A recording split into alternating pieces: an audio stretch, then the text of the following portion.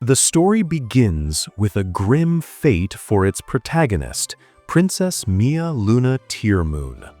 At the age of 20, the once pampered and selfish princess is led to the guillotine, facing the wrath of her people who have risen in revolution. As the blade falls, her life is cut short, only for her to awaken with a gasp in her lavish childhood bed. Initially disoriented, Mia is shocked to find herself in the body of her 12-year-old self. Believing it to be a dream, she revels in the comfort and luxury she had lost. However, the discovery of her personal diary, stained with the blood of her own execution, shatters this illusion. The detailed entries chronicle the bleak future that awaits her and the TEARMOON Empire, confirming the horrific events were real and that she has been given a second chance. The stark reality of her impending doom terrifies her. Haunted by the memories of her squalid prison life and meager meals, Mia now possesses a profound appreciation for the exquisite food she once took for granted. This change in perspective is immediately put to the test when a clumsy maid named Anne spills a cake. While the Mia of the past would have reacted with fury, her near-death experience has instilled in her a newfound sense of gratitude and empathy. Recognizing Anne as one of the few people who showed her kindness during her imprisonment, Mia startles everyone by not only forgiving the distraught maid, but also appointing her as her personal attendant. This act of unexpected kindness is Mia's first conscious step towards altering her tragic destiny. In the original timeline, Anne was a loyal servant who visited and cared for her even in her final days. Retreating to the privacy of her chambers, Mia delves into her blood-stained diary, which serves as a grim roadmap of the future. She reads about the empire's impending financial collapse and a devastating famine that will fuel the revolution that ultimately leads to her execution in 8 years. Faced with the stark reality of her future, a terrified Mia makes a resolute vow.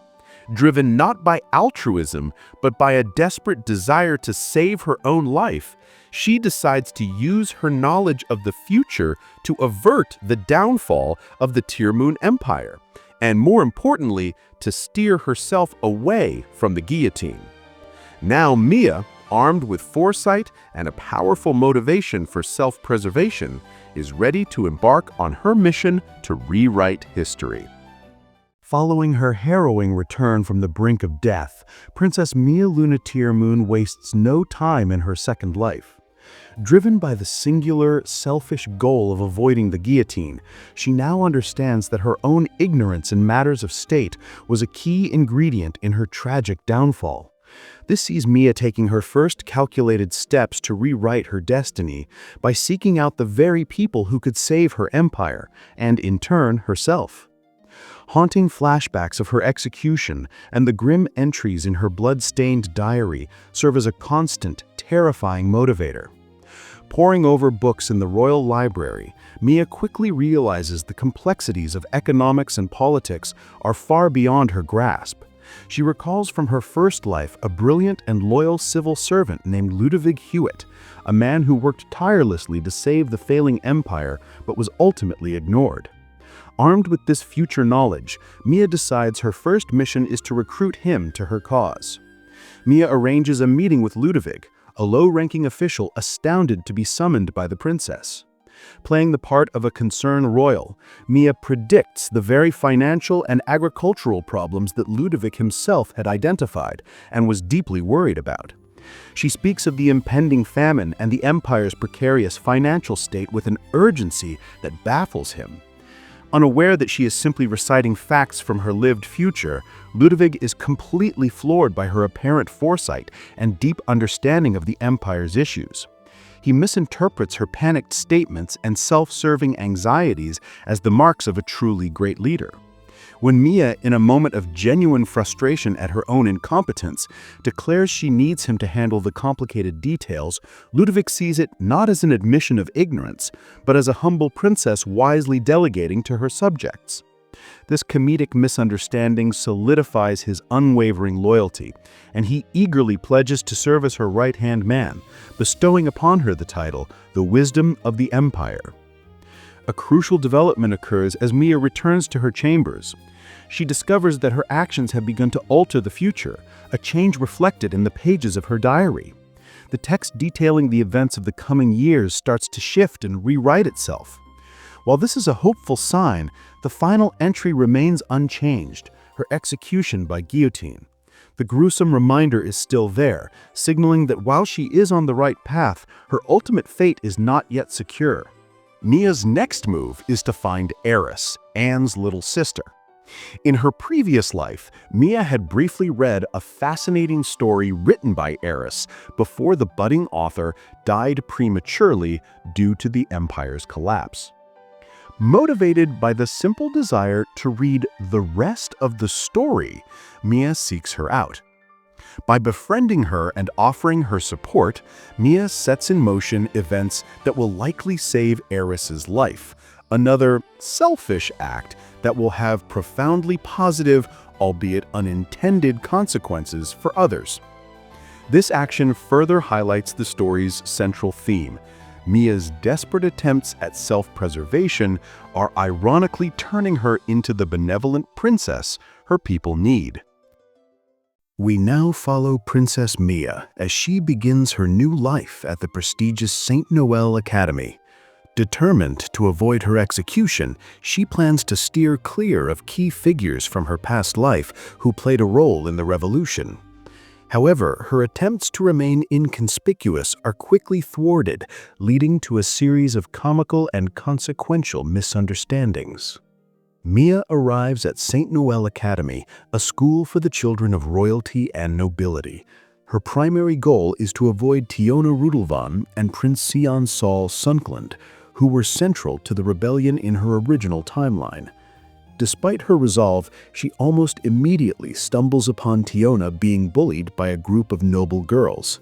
While her first instinct is to ignore the situation to avoid involvement, the earnest and expectant gaze of her loyal maid, Anne, compels her to intervene.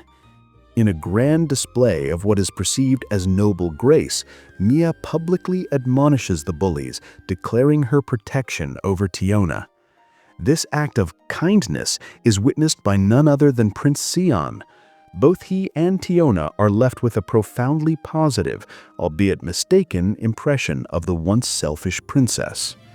This encounter marks the first significant deviation from her previous timeline, as her actions, driven by self-preservation and a desire to appease her maid, are interpreted as a sign of her great wisdom and benevolence. Later, Mia has a brief and tense encounter with Rafina Orca Beluga, the influential student council president. In her past life, Mia's attempts to curry favor with Rafina were met with disdain. This time, however, news of Mia's recent good deeds and supposed wisdom has reached Rafina, leading to a more neutral, though still cautious, reception. The story then shifts focus to an upcoming dance party, which Mia sees as a golden opportunity to forge a political alliance. Her target is Prince Abel Remno, whose kingdom's military support she believes will be crucial in preventing the future uprising. To attract his attention, Mia devises a plan to drop her handkerchief for him to pick up. However, her scheme goes awry when the charming but somewhat frivolous Prince Abel is distracted by another girl. To Mia's horror, her handkerchief is instead retrieved by Prince Sion, the very person she is trying to avoid. Sion, already impressed by her earlier actions, courteously asks her to be his dance partner. Panicked at the prospect of being entangled with a future revolutionary leader, Mia desperately searches for an escape. Her salvation comes in the form of a heated argument between Prince Abel and his elder brother. Seizing the moment, Mia rushes to Abel's side, feigning concern and effectively rescuing him from the confrontation. This further solidifies her reputation as a compassionate and insightful princess in the eyes of her peers, all while her true motives remain hilariously self-serving. We next see Mia preparing for the Academy's ball. Her primary objective is to solidify her relationship with Prince Abel of the Remno Kingdom, seeing his nation's military might as a key to avoiding her future execution. However, her plans hit an immediate and undignified snag when a horse sneezes on her, ruining her elaborate dress. This forces her to attend the ball in a much simpler gown, a situation she bemoans, but which ultimately works in her favor by accentuating her natural beauty and making her appear refreshingly modest to the other students.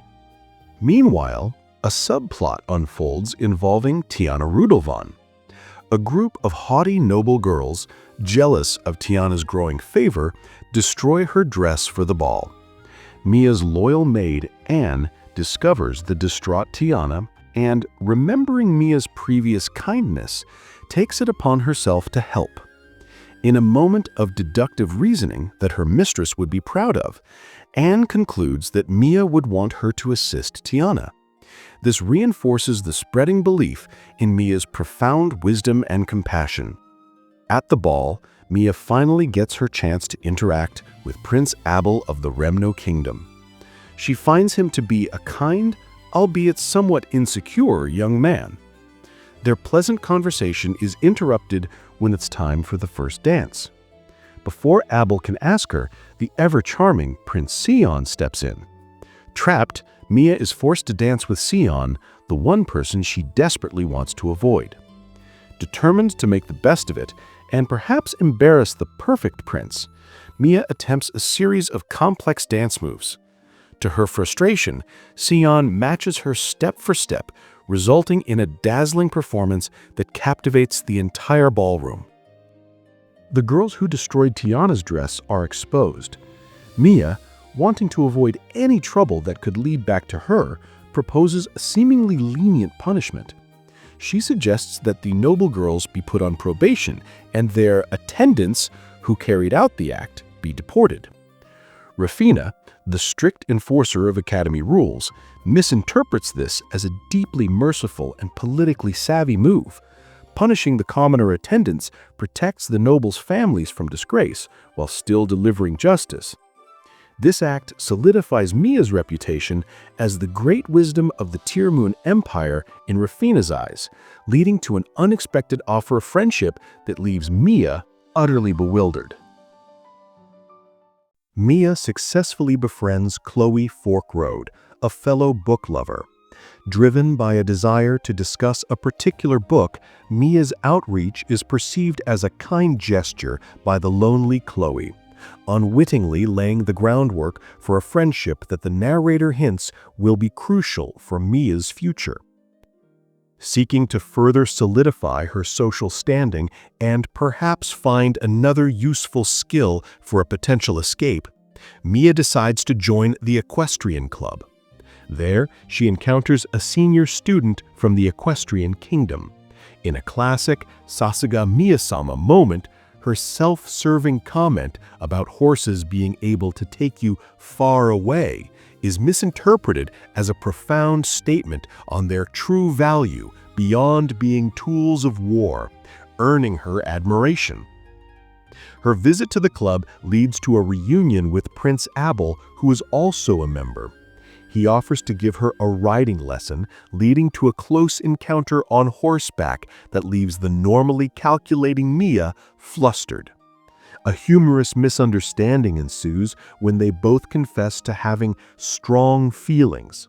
Mia is referring to her sheer embarrassment, while Abel believes it's a mutual romantic affection. Despite her mental age of 20, Mia finds herself genuinely flustered by the young prince's earnestness. Confident that her improved social life might have altered her grim fate, Mia checks her blood-stained diary, only to be horrified to see that the future predicting her execution remains unchanged. The Academy then announces an upcoming swordsmanship tournament, which carries a tradition for the female students presenting a handmade bento lunchbox to a male participant they wish to support. Seeing this as a prime opportunity to secure Abel's favor, Mia eagerly plans to give him a bento. Her plan hits a snag when she discovers all the local bento shops are fully booked. Forced to make the lunch herself, Mia devises a new strategy to avoid the political fallout of a princess favoring a single prince. She enlists the help of others, including Tiona, to turn it into a group effort, thereby diffusing the situation's political weight. This move is once again misinterpreted by the observant Keith Wood as a brilliant political maneuver to avoid showing overt favoritism, rather than the simple consequence of her being unable to buy a bento. An anxious Mia begins to feel the pressure as Abel enthusiastically declares he will win the tournament, fueled by the prospect of receiving her homemade lunch. Her simple act of self-preservation has once again spiraled into a high-stakes event, leaving her to navigate the ever-complex social and political landscape of her second life. Mia, along with her newfound friends Tiona, Leora, and Chloe, and her ever-loyal maid Anne, find themselves utterly clueless in the kitchen. Their well-intentioned but disastrous attempts are hilariously inept, culminating in a culinary crisis. In a stroke of luck, Sion's attendant Keith Wood happens upon the scene. Initially, just checking in, he is quickly roped into taking charge of the bento-making operation. To everyone's surprise, and largely thanks to Keith Wood's guidance, they manage to create a beautiful and presentable lunchbox. The centerpiece of this creation is a sandwich shaped like a horse, a quirky and specific demand for Mia that adds to the story's humor. Mia's gratitude towards Keith Wood for his indispensable help is genuine, a moment that further showcases her changing character to those around her. With the bento successfully prepared, the focus shifts to the swordsmanship tournament. The first match for Prince Abel is a daunting one, pitting him against his arrogant and condescending older brother, Gain. From the start, Gain belittles Abel, mocking his abilities and his connection to Mia. However, the tide of the match turns dramatically. Fueled by his brother's insults directed at Mia, a newfound resolve ignites within Abel. He unleashes a surprising level of skill and determination, overwhelming his brother and securing a shocking victory. This win marks a significant moment of growth for Abel, who was previously overshadowed by his sibling. Following his triumph, Abel's next opponent is the formidable Prince Sion. This match is a true test of Abel's newfound confidence and strength. He fights with an intensity that even Sion puts on the back foot. However, before a clear winner can be decided, the duel is abruptly suspended due to a sudden and heavy downpour. The tournament is temporarily halted, leaving the highly anticipated match between Abel and Sion unresolved. Mia's scheme to simply secure an ally through a bento has once again had unforeseen and dramatic consequences, awakening a powerful rival for Sion and pushing Abel onto a path of self-discovery and strength. Before we continue, just a quick reminder to like and subscribe to the channel if you enjoy seeing content like this. Now, back to the video. Upon her arrival at the castle, Mia is greeted not with rest, but with a mountain of work presented by her diligent aide, Ludwig. He reports on the Empire's internal affairs, forcing Mia to immediately focus on tasks to avert her eventual demise by guillotine. One of Mia's primary concerns is an upcoming famine that she knows will devastate the Empire. To proactively address this, she leverages her school connections, striking a deal with the father of her friend, Chloe Forkroad, to secure a stable supply of wheat from overseas. Ludwig misinterprets this self-serving act of preventing her own doom as a wise and forward-thinking strategy to prepare for a potential crisis, further solidifying her reputation as the wisdom of the empire. A new threat emerges in the form of Viscount Berman, a central noble who plans to expand his territory by reclaiming a vast forest inhabited by the Lulu tribe. This action is a significant trigger in the original timeline that leads to rebellion and ultimately Mia's execution. The conflict also threatens her friendship with Tiona, whose maid is from the Lulu tribe. To inspect the situation, an army is dispatched to the forest under the command of Dion. This forces Mia into a terrifying situation as she comes face to face with the very man who beheaded her in her previous life.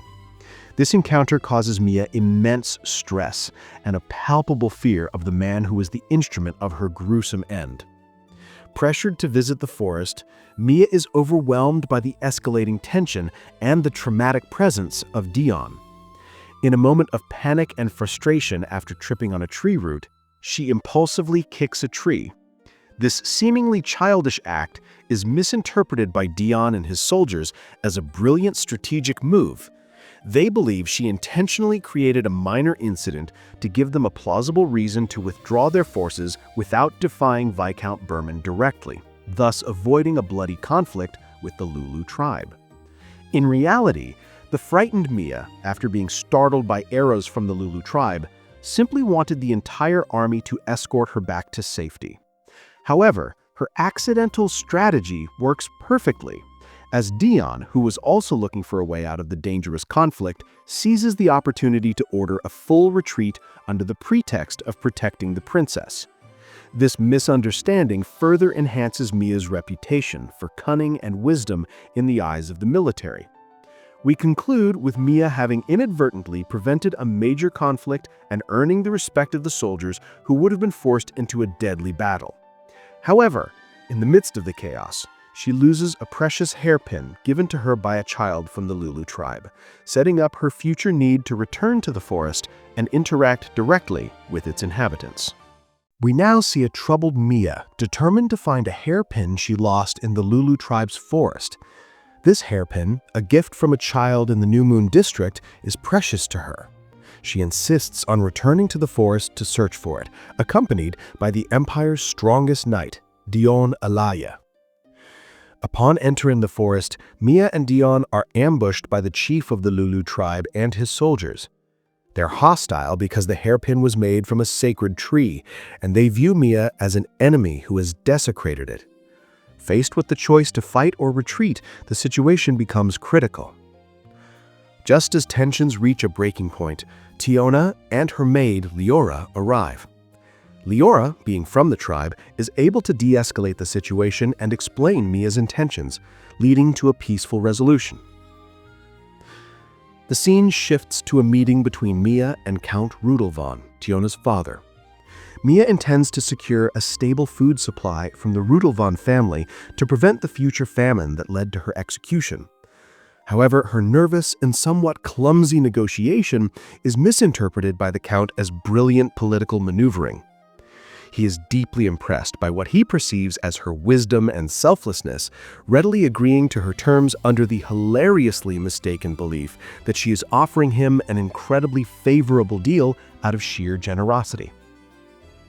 Mia, wanting to protect the Lulu tribe and secure the forest, asks her father, the Emperor, to make it her own direct territory. This angers Viscount Berman, who had plans to develop the land. To solve this, the Emperor, in a moment of what is perceived as brilliant political insight, but is really just doting on his daughter, bestows upon Viscount Berman the honor of developing a new town near the forest named Princess Town, and even building a castle for Mia at his own expense. Berman, valuing honor above all else, is ecstatic with this new prestigious task, completely forgetting his anger over the lost territory. To further solidify her relationships and unexpectedly invest in the future, Mia decides to establish a school in her new territory. This school will be open not only to nobles, but also to the common people and the Lulu tribe. This allows her to offer an education to Tiona's younger brother, who is skilled in agriculture, and also provides opportunities for the Lulu people, further strengthening their loyalty. In a pivotal moment, Mia returns to her room to find that her bloody diary, the chronicle of her future execution and her guide to avoiding it, has vanished. Initially panicked, she quickly realizes this means she has successfully altered the future and erased the grim fate that awaited her. Overjoyed and believing she is finally free from the guillotine, she celebrates her victory. A shadowy group of individuals who were plotting the downfall of the TEARMOON Empire are shown discussing their plans. They acknowledge that thanks to the wisdom of the Empire, their plans to destabilize the nation have failed. However, they decide not to give up, but to shift their target, implying that while Mia may have saved herself and her empire for now, new dangers are on the horizon. We now see a jubilant Mia who believes she has successfully averted her fated execution by guillotine after her bloody diary vanishes. Feeling liberated from the constant dread of her previous timeline, she eagerly anticipates a peaceful new semester at the academy. Her brief respite is spent joyfully reconnecting with friends Chloe and Rafina, sharing stories of their summer holidays. However, this tranquility is short-lived. Mia learns of a burgeoning revolt in the Rewrote kingdom, Prince Abel's homeland, a development that did not occur in her original timeline. The unrest is attributed to the king's oppressive taxation policies, which have pushed the populace to their breaking point. Faced with this new threat, Mia's initial instinct is to avoid the dangerous situation at all costs, a reaction consistent with her deep-seated fear of the guillotine. Yet, her burgeoning affection for Abel sparks a significant internal conflict. With a crucial push from her devoted maid, Anne, Mia's concern for Abel's safety ultimately triumphs over her fear. In a pivotal moment, she makes the love-blinded decision to journey to the Rewrote kingdom to aid him. Understanding the gravity of her undertaking, Mia seeks an unlikely ally in Prince Sion, who agrees to accompany her. Their journey is immediately beset by danger, as they are ambushed by highly skilled assassins. In the ensuing chaos, their carriage is sent plummeting off a cliff into a river. Surviving the fall, Mia and Sion are swept downstream, finding themselves lost in a forest within the borders of the Rewrote kingdom. The perilous situation is momentarily punctuated by a comedic scene where Sion becomes flustered upon seeing Mia in her bloomers. Their survival skills are quickly put to the test. A vivid, tempting mushroom catches Mia's eye, and in her naivety, she prepares to eat it. She is abruptly stopped by a mysterious stranger who reveals the mushroom to be a deadly Solomon drake. This encounter serves as a stark reminder of the dangers that lie ahead on their path to the heart of the rebellion and Prince Abel. After their meeting with a skilled hunter named Music, who provides them with food and guidance, the pair sets out to rendezvous with Sion's retainer, Keithwood.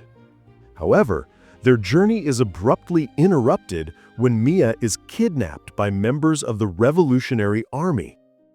While a captive, Mia meets Linsha, the younger sister of the revolution's public leader, Lambert. It is through their interactions that Mia begins to understand the nuances of the rebellion. She learns that the revolutionaries are not a monolithic group of malcontents, but are being manipulated.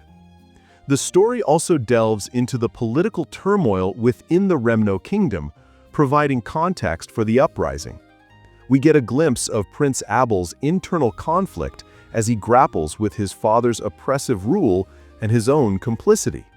Meanwhile, the kingdom's elite military force, the Diamond Rank Infantry, remains perplexingly inactive, a detail that hints at a deeper conspiracy.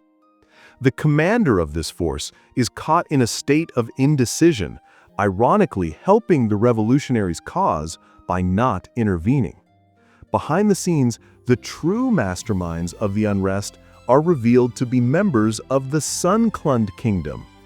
One of the key instigators comically misinterprets Mia's innocent love letters to Abel as coded messages, further cementing her reputation as a brilliant strategist and inadvertently increasing her perceived threat level. Princess Mia and Prince Sion of Sunkland meet with Linsha, a member of the burgeoning rebel army in the Remno Kingdom. Concerned for her brother, Lambert, the leader of the rebellion, Linsha requests their help in stopping him before the conflict escalates further. Driven by their own motivations, Sion by a sense of justice, and Mia by a deep-seated fear of the guillotine, they agree to meet with Lambert. The meeting with the charismatic rebel leader proceeds amicably at first. Mia, ever the gourmand, finds herself more preoccupied with the quality of the snacks provided by Lambert, a stark contrast to the tense political undertones of the discussion. However, Sion's sharp intellect allows him to discern Lambert's underlying plan, to draw his home country of Sunkland into the rebellion on his side. This revelation immediately puts Sion on high alert, creating a palpable tension beneath the surface of their seemingly peaceful negotiation. The precarious calm is shattered by the sudden news that Prince Abel, leading the soldiers of the Remno Kingdom, is advancing on their position. The arrival of Abel forces a long-awaited and fraught reunion between him, Mia, and Sion. The circumstances are far from joyous, as Abel's loyalty to the oppressive royal authority of his kingdom directly conflicts with Sion's support for the oppressed populace. This ideological clash culminates in a dramatic duel between the two princes. Sion challenges Abel, questioning his allegiance to a regime that inflicts suffering on its people. The ensuing sword fight is a physical manifestation of their conflicting principles and the deep-seated tensions between their respective nations. As the duel intensifies, Mia finds herself caught in the middle, her pleas to prevent bloodshed falling on deaf ears. Her primary concern, as always, is her own self-preservation, and the escalating violence threatens to unravel her carefully laid-out plans to avoid her grim future. This skillfully portrays her internal turmoil as she grapples with the immediate danger and the potential long-term consequences of the conflict. With the immediate conflict paused, the group, now including the rebel leader's sister, Linsha, devises a plan to uncover the truth and rescue the kidnapped Chancellor, Desaev. Guided by information they've gathered, they head to the town of Senia, where the Chancellor is being held. A significant and humorous turning point occurs when Mia, still harboring a petty grudge against Sion, attempts to kick him. However, her clumsy attack is so ineffective that Sion, in a moment of deep introspection, completely misinterprets it. He perceives her feeble kick as a profound philosophical lesson about the weight of his own judgment and the need for mercy, believing she was symbolically showing him the pain he was willing to inflict on others. This masterful kick, born from pure spite, ironically inspires a life-changing epiphany in Sion, pushing him toward a more level-headed and just path. The group successfully locates the hideout where Chancellor Desaev is imprisoned. Inside, they confront Jem, the mastermind behind the conspiracy, and his cohorts. In a moment of classic Mia-esque slapstick, as Jem holds her at knife point, she slips on a puddle of spilled horse shampoo. Her accidental fall results in a powerful kick directly to Jem's groin, incapacitating him and effectively ending the standoff. This unintentional takedown is, of course, hailed as another stroke of tactical genius by the wisdom of the Empire. With the conspirators captured, the question of their punishment arises. Both Sion and Abel lean towards execution, a verdict that sends shivers of guillotine-induced terror down Mia's spine. Desperate to avoid any outcome that could lead back to her own execution, Mia argues for a more merciful solution. She proposes sending Jem and his followers to St. Rufina for years of grueling lecture-based re-education. While this is seen by others as an act of profound foresight and compassion, Mia's true motive is simply to keep the guillotine as far away from her own reality as possible. Unbeknownst to her, this decision will have far-reaching consequences, as it keeps the conspirators alive to potentially reveal the deeper darkness lurking within the kingdom. With the rebellion quelled and the true instigators dealt with, the situation in the Remno Kingdom is resolved peacefully. Mia's intervention prevents a bloody civil war, saves Abel's life, and sets Sion on a path of greater understanding. She also ensures that the main rebels, Lambert and Linsha, are granted clemency. The finale concludes back at the academy with Mia enjoying a peaceful moment with her friends. She reflects on her journey and the future she has so desperately fought to change. While the threat of the guillotine still lingers in her mind, she has successfully navigated numerous death flags and cultivated a future where she is surrounded by loyal allies.